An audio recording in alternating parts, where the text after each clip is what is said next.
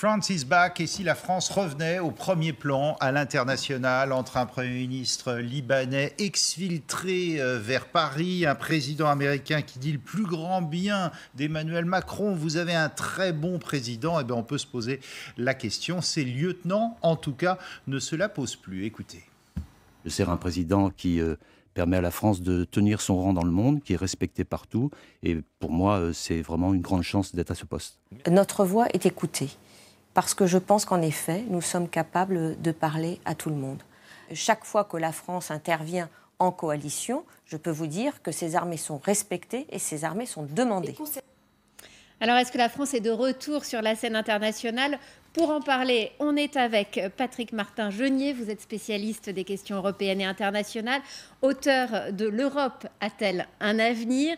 Alexandre Delval est à vos côtés, géopolitologue. Votre dernier livre, Les vrais ennemis de l'Occident. Et puis Michel Taube, fondateur d'opinioninternationale.com. Merci à vous tous d'être avec nous. On a envie tout de suite de vous demander une première réaction. Est-ce que notre voix est plus écoutée dans le monde ? Alors vous savez, la France n'a jamais été véritablement absente de la scène internationale, mais c'est vrai qu'aujourd'hui elle est particulièrement écoutée parce qu'elle a bénéficié d'un concours de circonstances extraordinaires avec l'élection de Donald Trump à la présidence des États-Unis. Ce n'aurait pas été la même chose, le même schéma si Hillary Clinton avait été élue, avec le Brexit. Pourquoi ? Parce que Trump fait peur. Oui, non, mais parce que Trump est quelqu'un qui, effectivement, ne donne pas dans la nuance. Et il a décidé de retirer son pays des accords de Paris, la COP21. Donc ça, c'est une décision d'ordre politique, même si sur le plan du concret, on verra après. Mais c'est une décision majeure sur le plan politique. Et vous avez vu qu'Emmanuel Macron était intervenu derrière pour positionner la France et l'Europe en première position, précisément dans la lutte contre le réchauffement climatique. Il y a eu le Brexit. Le Brexit aussi fait que la Grande-Bretagne est complètement out, si vous me permettez l'expression. Elle ne peut plus contribuer à la définition d'une future Europe. Et enfin, il y a Angela Merkel qui semble en fin de course. Ça fait plus de 10 ans qu'elle est au pouvoir. Ça fait 2 mois qu'elle essaye de constituer une coalition. On verra si dimanche il y a son gouvernement. Donc tout ça contribue largement à ce que la France ait un rôle sur le plan international. Et enfin, dernier élément très important, vous savez que lorsqu'Emmanuel Macron a été élu, l'Europe, Bruxelles, retenait son souffle parce qu'on avait vu une montée des nationalistes, du populisme, et tout le monde comptait sur la France. Et Emmanuel Macron, ça représente tout ça, c'est-à-dire la victoire de l'Europe, des idées modérées, et un espoir qu'on a placé dans la France. Et c'est pour cela, effectivement, qu'on peut considérer aujourd'hui qu'elle est particulièrement écoutée. Oui, moi, je compléterai avec ce que dit Patrick en disant Macron, il a été élu sur une idée, un président jupitérien. Et c'est vrai que Jupiter, il est présent dans le monde entier. Ça me fait penser à ce sur quoi François Hollande a été élu, un président normal. Et c'est vrai que pour avoir un leadership dans le monde, il vaut mieux être Jupiter qu'un président normal. Et c'est vrai que Macron, il est rentré dans l'habit du président de la République, beaucoup sur la scène internationale. Et c'est vrai que quand on voit la une du Time il y a quelques jours, Macron, nouveau leader de l'Europe, oui, le monde est à l'écoute, écoute davantage le président de la République. Après, tout cela, j'ai envie de dire, pour nuancer un petit peu, c'est aussi de l'image, c'est aussi de la communication. La question, c'est est-ce que dans les faits, dans l'action, est-ce que la France est au rendez-vous et à la hauteur de cette image redorée qu'a donnée le président de la République à la France? Alexandre Delval, vous avez une réponse Oui, je dirais plutôt que France is back, c'est plutôt President is back, parce que à l'étranger, moi qui suis presque tout le temps à l'étranger.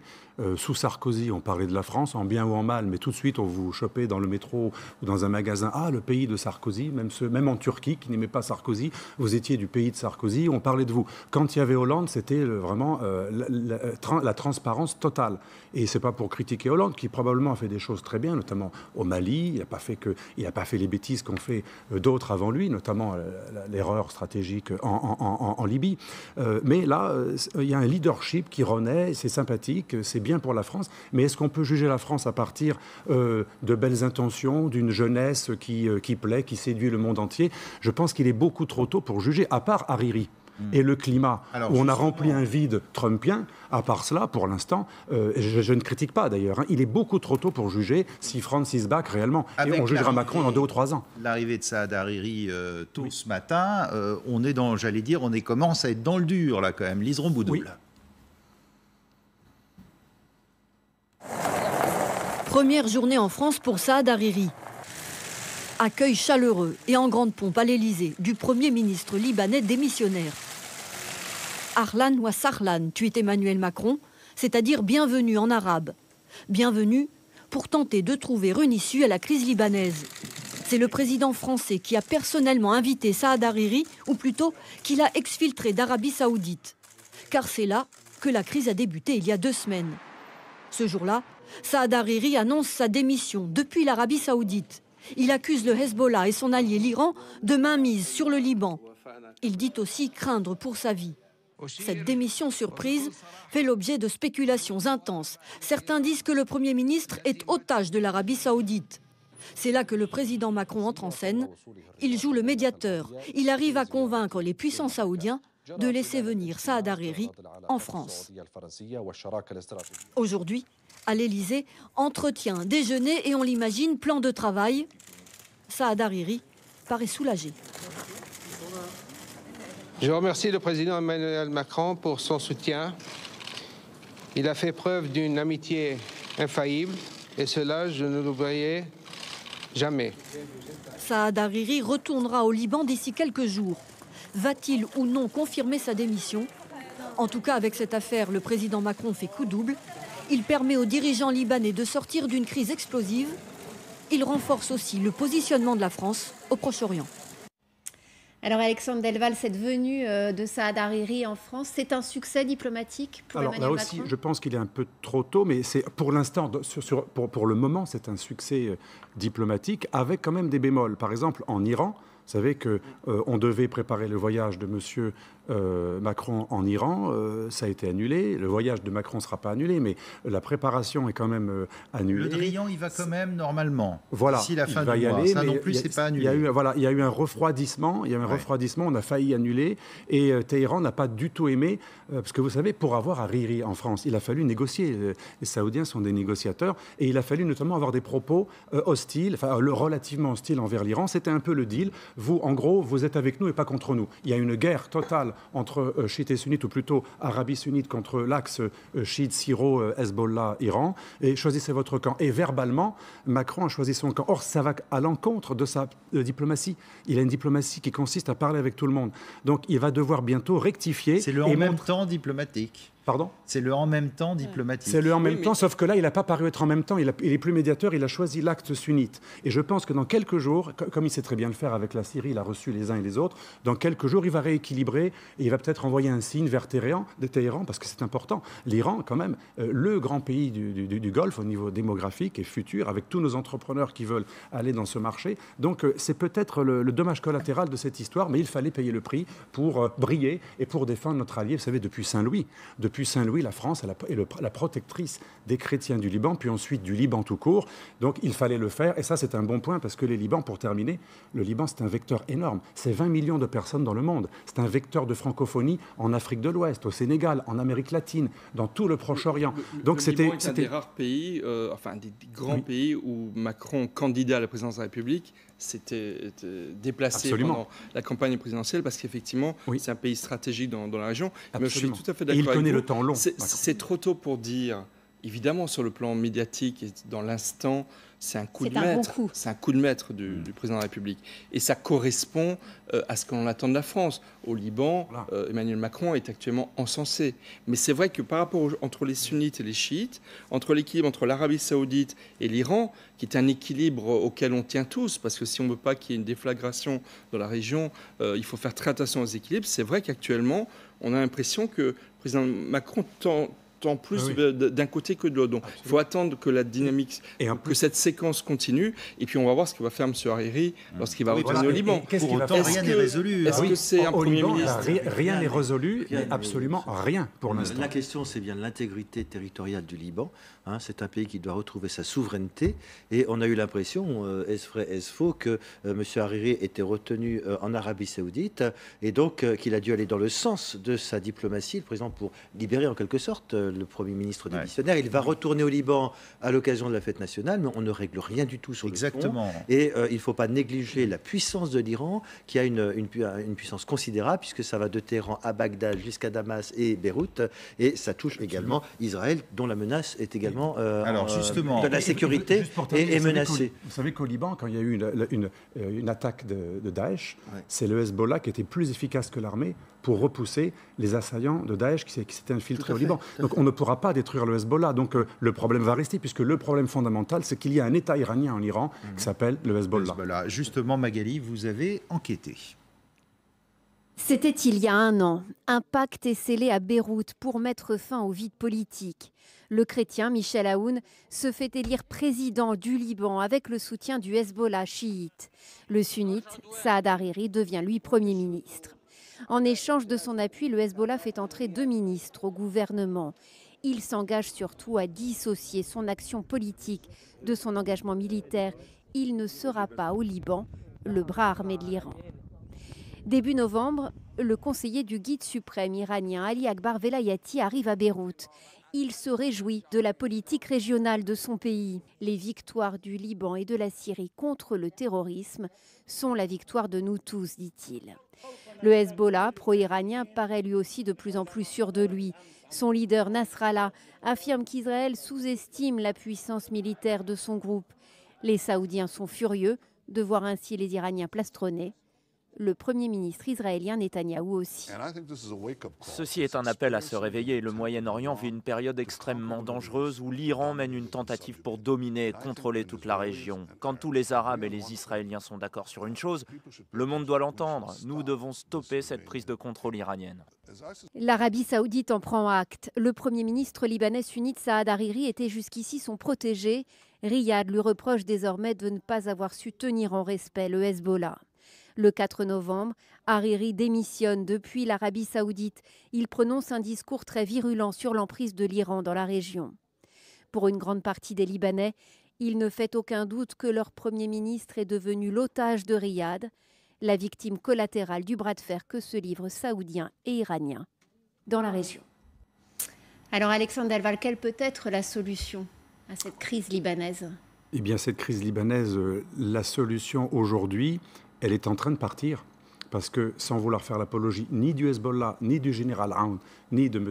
Hariri, il y avait une solution qui consistait justement, les Saoudiens et les Iraniens étaient d'accord pour une seule chose, au Liban, il ne se faisait pas de guerre par interposition. C'était l'endroit où il y avait justement un accord entre un leader sunnite qui prend des ordres chez les Saouds et un mouvement qui est financé, et qui a été créé par Téhéran. Et là, ce consensus... Pardon. Ah oui. L'équilibre est brisé. Alors l'équilibre est brisé pour une raison que vous savez. Monsieur Ben Salman, qui est en train de prendre le pouvoir, qui est d'ailleurs, il a un gourou qui est Zayed aux Émirats. Alors le prince héritier saoudien. Le prince qui a 32 ans. Absolument. Et qui chamboule tout dans le royaume. Qui chamboule tout parce qu'il est sous l'influence du véritable chef des Émirats qui a lancé une guerre totale à la fois contre les frères musulmans et contre l'axe iranien syro-libanais. Et sous cette influence, cet homme qui est un despote mais en même temps un réformateur a décidé de combattre ces deux axes, l'islam politique sunnite et l'Iran.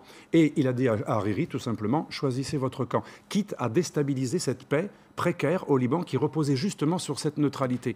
Donc moi j'ai peur que dans les mois qui viennent, tout est possible au Liban, y compris le retour de cette terrible guerre civile dont les Libanais ont un souvenir horrible et ils voulaient en sortir. Et quel est le poids de la France dans tout ça? Il est quasi nul. Il est quasi nul. La France malheureusement ne compte pas au Proche-Orient. Vous savez qu'en Syrie, on est en dehors de tout. Le groupe de contact que voulait faire M. Macron n'a débouché sur rien. Et c'est pas pour le critiquer. Malheureusement, nous sommes absents sur le dossier syro-libanais. Allez-y. Je suis tout à fait d'accord. Et c'est vrai que ce coup qu'a fait Emmanuel Macron, et qui plus qu'un coup, c'est aussi, encore une fois, ça correspond à l'image de la France dans le monde, de discuter avec tout le monde, comme le disait Florence Parly, d'être un médiateur entre les différentes parties. Mais la réalité, c'est qu'effectivement, la France compte très peu dans la région. Il y a actuellement une crise très forte entre le Qatar, qui est isolé, qui est sous embargo d'une alliance autour de l'Arabie Saoudite. C'est pas la France qui fait la médiation, c'est le Koweït, avec un appui de quelques puissances, dont la France. Mais la France n'est évidemment pas en première ligne. Donc il ne faudrait pas croire que parce que Hariri passe par Paris pour retourner à Beyrouth, que la France joue un rôle clé dans la région. Malheureusement, ça n'est pas le cas. Et même Macron ne pourra pas seul remettre la France au centre du jeu moyen-oriental. Les diplomates français, l'Élysée, comptent également, il faut le mentionner, sur l'importance de la France au sein du Conseil de sécurité. Alors on dit évidemment que les Nations Unies ne sont parfois impuissantes, mais on dit que la voix de la France au Conseil de sécurité des Nations Unies est importante et dès lors, elle peut avoir un rôle à jouer sur le plan diplomatique. Donc je pense que, évidemment, il faut être prudent. hein, mais vous savez que la France est quand même une première puissance, membre permanent du Conseil de sécurité des Nations Unies. Et en général, lorsque la France dit quelque chose sur le Liban, historiquement, ça compte au Conseil de sécurité. Donc si la crise devait s'aggraver... la France qui a eu comme protectorat le Liban et la Syrie. Tout à fait. Donc je pense puissance mandataire, et donc je pense qu'elle peut avoir un rôle en cas d'aggravation de la crise pour essayer de résoudre effectivement les difficultés. Alors le problème, c'est que vous le disiez, Emmanuel Macron, pour faire sortir Hariri, a été obligé de taper sur l'Iran, notamment hier au Conseil européen. Écoutez. Ce que la France défend dans la région, c'est le respect des entités nationales, dans chaque État, le respect du pluralisme et des minorités. Et à ce titre, je l'ai dit, vis-à-vis de l'Iran, notre souhait est que l'Iran ait une stratégie régionale moins agressive et que nous puissions clarifier aujourd'hui sa politique balistique qui apparaît comme non maîtrisée.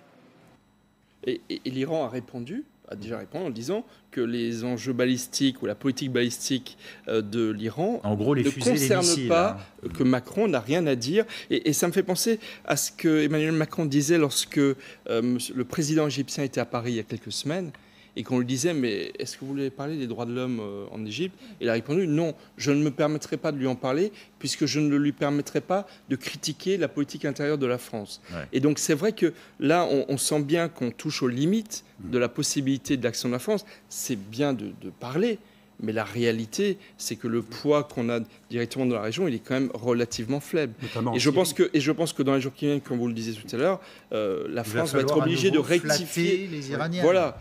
C'est d'autant plus étonnant, Michel, c'est que également dans l'intérêt de la France. Oui, dans l'intérêt de la France, d'autant plus étonnant que Donald Trump a dit qu'il ne voulait plus entendre parler de cet accord avec l'Iran, alors que c'est un accord qui a été longuement négocié, en disant que finalement l'Iran ne développera pas une arme nucléaire à des fins militaires. Et donc ce qu'il a dit va un peu en contradiction, en disant parce qu'il s'est érigé encore une fois en défenseur de cet accord avec l'Iran, en disant qu'il pas des fusées, pas des missiles, et pas de musées. Et donc il s'érige en défenseur en quelque sorte de cet accord avec l'Iran. Et là, c'était plus critique que ça n'a été. Donc on voit bien qu'effectivement qu'il a souhaité donner des gages à l'Arabie. C'est un jeu d'équilibristes.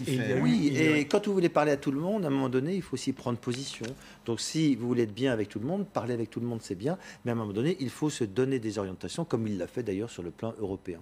Il y a aussi une limite malheureusement au multilatéralisme. Aujourd'hui, on veut passer par l'ONU pour l'affaire syrienne, et vous savez que si on ne contrôle pas l'affaire syrienne, on ne contrôle rien au Liban. Et aujourd'hui, M. Macron, je pense que là, il est peut-être mal conseillé, il pense qu'il faut passer par Genève.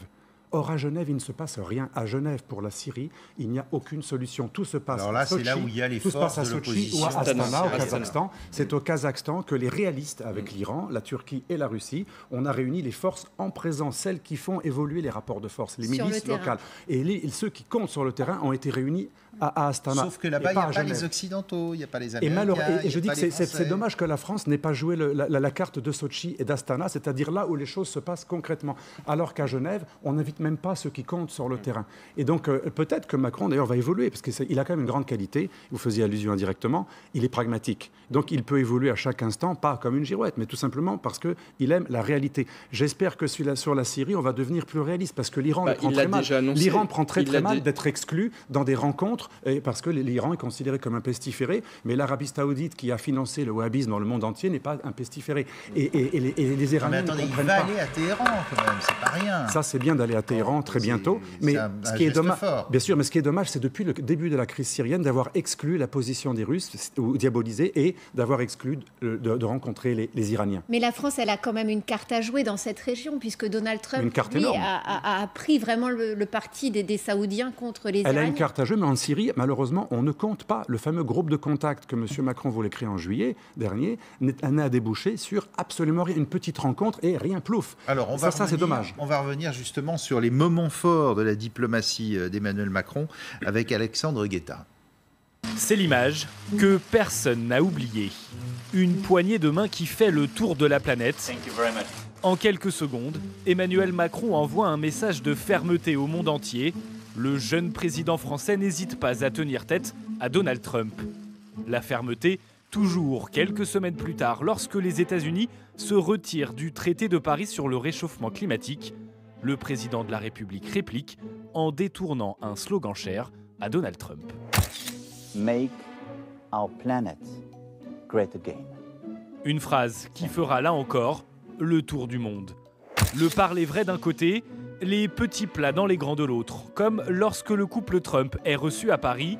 Cette fois, on cultive l'amitié franco-américaine à coups de gestes complices. Clou du spectacle, un dîner au 2e étage de la Tour Eiffel. Nouvelle image forte, c'est au château de Versailles qu'est reçu le président russe Vladimir Poutine, ce qui n'empêchera pas Emmanuel Macron, quelques semaines plus tard, d'affirmer dans Le Point concernant la Russie: la France ne laissera rien passer. Entre fermeté et main tendue, le président français tente de se placer comme le principal interlocuteur européen face aux grandes puissances mondiales, sans pour autant perdre de sa décontraction. Autre image, avec le Premier ministre canadien Justin Trudeau. Les 2 jeunes cadres dynamiques de la scène internationale se rencontrent pour la première fois fin mai en Sicile, à l'occasion du G7. Des dirigeants jeunes et énergiques, histoire de dépoussiérer le protocole. Enfin, l'image d'Emmanuel Macron sur la scène internationale, c'est aussi ça. Un président chef de la diplomatie qui réunit ici les 2 hommes forts de la Libye, plongés en plein chaos. Ou encore au Mali, rencontrer et discuter avec les troupes françaises stationnées à Gao. Une manière de rappeler que la France est au centre des enjeux internationaux. Michel Taube, il a vraiment un sens de la communication, on le voit sur ces images. Il a un sens de la communication et ça fait partie du jeu diplomatique. Ceci dit, encore une fois, je pense que c'est trop tôt pour dire si la France est de retour sur la scène internationale. Prenons les 2 précédents présidents de la République. Nicolas Sarkozy, il est intervenu militairement en Libye. Ça a été une catastrophe, mais il l'a fait. Il est intervenu aussi en Géorgie pour éviter un conflit. Le président Hollande, il est intervenu en Centrafrique, au Mali, et toute l'Afrique a salué son intervention au Mali, qui a véritablement sauvé un pays. S'enliser aujourd'hui. Bien sûr, mais on était à la veille d'un effondrement de l'État malien. Certains disent le Mali, c'est notre Afghanistan. Ah, mais ils vont revenir, les djihadistes, ils vont revenir. Je pense qu'on n'en est pas encore là, mais tout le monde a salué la nécessité d'intervenir parce que vraiment le Mali était en train de s'effondrer. Le président Macron n'a pas encore été en situation d'avoir à gérer de possibles conflits qui amènent la France à s'engager militairement. Et je pense que donc c'est vraiment trop tôt pour dire quelle va être la diplomatie de Macron au-delà de la parole, au-delà de la communication. Mais ce que je pense, c'est que, prenons Trump, il a rêvé très fort, le président Macron, qu'il arriverait à le convaincre de rester dans l'accord de Paris sur le climat. Et c'est vrai, il n'a pas réussi. C'est vrai que la France, depuis que Emmanuel Macron a été élu président de la République, aussi entre un multilatéralisme très fort, réaffirmé, et en même temps une carte un peu solitaire. Et je vais donner qu'un exemple sur le climat. On vient de terminer la COP23, qui est aux Nations Unies. Qu'est-ce que fait la France ? Le 12 décembre, elle va accueillir la planète entière, le One World Summit à Paris, qui va se passer d'ailleurs tout près d'ici, où c'est la France qui va reprendre la main sur une question multilatérale. On pourrait donner 2 exemples sur l'Afrique. Ça fait doublon alors, en fait. Ça fait doublon, je joue un peu ma carte dans un cadre international, et c'est vrai que là, je trouve qu'il y a un double jeu qui n'est pas encore très clair et qui parfois énerve nos voisins, notamment nos amis allemands. Oui. Pour la Libye, on a vu tout à l'heure la photo du général Haftar qui est en train de reprendre le contrôle des puits de pétrole et tout l'est et même le sud de la Libye, et l'ouest, M. Sarraj, qui est reconnu par la communauté internationale, mais qui est issu d'un parlement qui avait été invalidé par le nouveau parlement Tobruk. En fait, il y a deux Libye. Frères ennemis de Libye. Voilà, les frères ennemis. Là aussi, Emmanuel Macron essaie de jouer les médiateurs. Ce qui était heureux, d'ailleurs, c'est qu'il a rehaussé le rang de M. Haftar, qui n'était pas reconnu, et qui grâce à cette rencontre... Mais ça a servi ou pas? Non. Ça a juste servi à Haftar à délégitimer un peu plus ses ennemis. Pour moi, c'est bien, parce que Haftar, à mon avis, est le seul homme qui peut, c'est la seule force qui peut aujourd'hui stabiliser la Libye. Enfin, pour mais l'instant, ça a été très mal perçu par les Italiens qui, eux, sont proches de Sarraj. Ils n'ont pas du tout aimé, de même qu'ils n'ont pas aimé l'intervention de Sarkozy en Libye, d'ailleurs, qui était pour eux faite par Total. Ce qui est faux, bien sûr, attention, que Total ne fasse pas un procès, mais pour les Italiens, c'était une guerre contre l'entreprise italienne de pétrole, la Libye. Et donc là, ils n'ont pas apprécié que leur choix à eux, Sarraj, ait été délégitimé par le fait que nous, on a mis en avant Haftar, que notre armée d'ailleurs a un petit peu équipé. Autre relation privilégiée, celle avec les Américains, et tout le monde guettait, poignée de main ou pas, avec Donald Trump, et on se rappelle ce que ça a donné. Tout ira très bien, car vous avez un très bon président. Vous avez quelqu'un qui va bien mener ce pays. Vous avez un très bon dirigeant, un président qui a du cran. Les États-Unis, ce sont nos alliés. Nous avons aidé le peuple américain à être indépendant et ils nous ont aidés à chaque fois que notre sécurité ou notre liberté était menacée. Ça, c'est l'histoire. Mais c'est notre histoire et notre histoire, elle nous oblige et nous emporte. Nous sommes aujourd'hui engagés ensemble dans la lutte contre le terrorisme islamiste, dans la coalition internationale, ensemble. C'est notre partenaire le plus essentiel en matière de sécurité et de lutte contre le terrorisme, au Proche et Moyen-Orient comme au Sahel. Donc c'est ça, d'ailleurs, la base. Ensuite, nous avons des désaccords sur le climat, sur l'Iran. Moi, je parle constamment au président américain, parce que c'est mon devoir.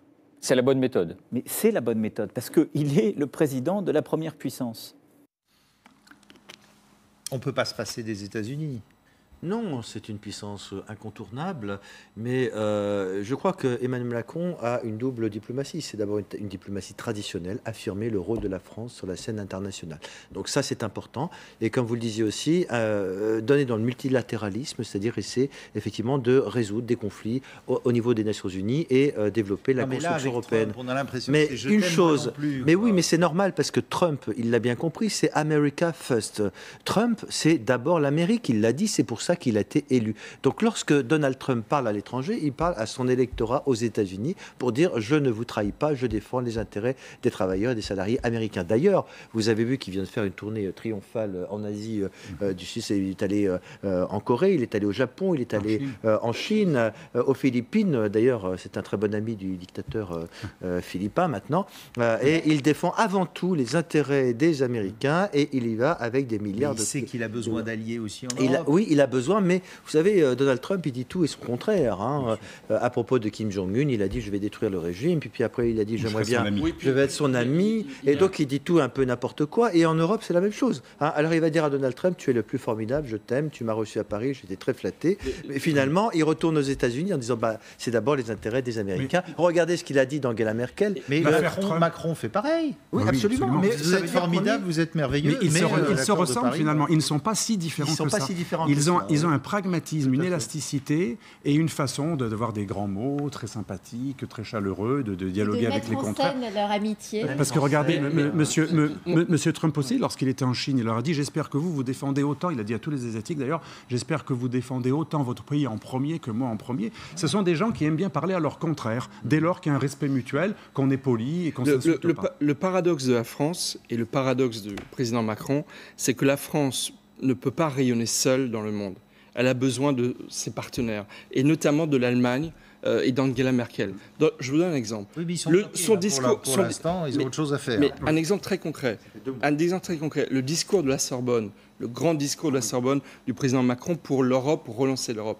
Très grand discours, avec des annonces très importantes dont il va parler dès lundi et mardi en recevant les présidents du Sénat et de l'Assemblée nationale sur le lancement des conventions démocratiques européennes.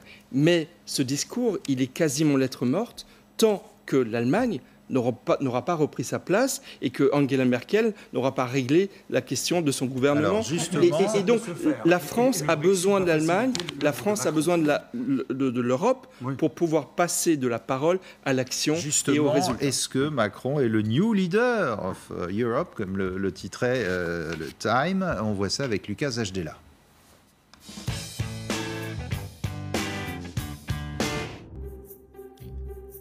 La une est à première vue très flatteuse.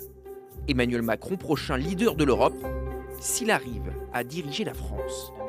Dans un anglais jugé excellent par le magazine, le chef de l'État commence pourtant par rejeter cette ambition.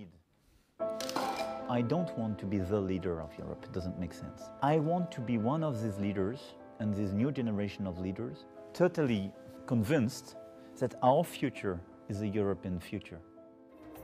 Sur le climat, en revanche, il assume le leadership de la France et adresse une première pique à Donald Trump, qui a retiré les États-Unis de l'accord de Paris. Vous n'êtes pas d'accord, mais où est votre plan B? Je ne le vois pas. On ne renégociera pas avec 180 ou 190 pays. Et s'il dit avoir une bonne relation personnelle avec Donald Trump, il critique ouvertement son usage frénétique de Twitter. When you have the responsibility of a lot of public policies and a lot of people, you cannot react permanently on this kind of media or on any media. You need time, you need distance, you need to organize fact-checking, to cross-check information, to think about what you should react or not sometimes. That's why Twitter is not always totally adapted to, this kind of job. Au final, l'article d'une dizaine de pages est particulièrement élogieux. Si Emmanuel Macron réussit, la France pourrait devenir plus influente qu'elle ne l'a jamais été depuis des décennies, estime le Time. Le magazine se projette même en 2027, après un éventuel deuxième mandat du chef de l'État. Il aura alors 49 ans et tout le temps pour imaginer un rôle d'ancien président radicalement différent. Alors, est-ce qu'il peut être le nouveau leader de l'Europe ? Là où le bas blesse, c'est que Madame Merkel peut-être lui laissera le leadership apparent, comme dans certains couples. Et dans certains couples, celui qui a le leadership apparent n'est pas forcément le maître de ce couple. Et je pense que c'est pareil. Parce qu'aujourd'hui, qui porte la culotte. Voilà, je ne sais pas exprimer. Voilà. Mais le problème de la France, c'est que tant qu'elle ne s'est pas réformée et qu'elle n'a pas rattrapé son décalage économique avec un pays qui est le pays mercantiliste de l'Europe, il faut voir que l'Allemagne, c'est la Chine de l'Europe. C'est le pays qui exporte, c'est le pays qui produit. Il ne s'est pas désindustrialisé, contrairement au reste de l'Europe. Et tant qu'il y a cette différence, on sera des leaders en apparence, en discours, en rhétorique. On est très bon en France pour produire des idées. La France a toujours inspiré des idées au monde et elle continue. Mais concrètement, les Américains, vous savez ce qu'ils vous disent, ou les Chinois, nous en Europe, quel numéro de téléphone ? C'est l'expression de Kissinger. Aujourd'hui, c'est l'Allemagne. Le numéro de téléphone que l'on compose pour les choses sérieuses, même Erdogan pense pareil, c'est l'Allemagne. Même s'il a insulté Mme Merkel récemment, Erdogan, quand il y a un truc sérieux, il va négocier avec les Allemands. Les Américains, les Chinois, les Indiens, pareil. Donc peut-être qu'on y arrivera, mais la partie économique, c'est pour ça que le Time a raison de rajouter, il sera le maître du monde s'il parvient à réformer son pays. Alors là, c'est une autre paire de manches. Vous remarquerez qu'il a mis un peu d'eau dans son vin, quand même, Emmanuel Macron. Il a dit « Je ne veux pas être le leader, je veux être un des leaders de l'Europe ».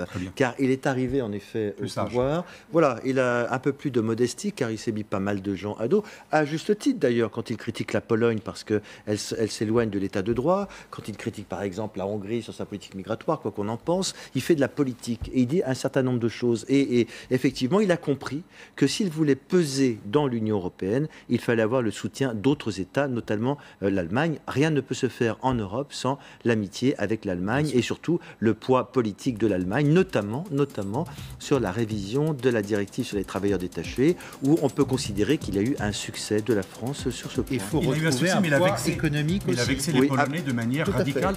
C'était pas très habile de vexer les Polonais comme il l'a fait. Voilà, il est allé un peu trop loin. La France sera de retour si elle est en couple avec l'Allemagne et que l'Europe est réaffermie, et là il y a du travail. Merci. C'était le mot de la fin. Merci beaucoup à vous tous d'avoir été avec nous. Tout de suite, c'est un nouveau journal sur LCI.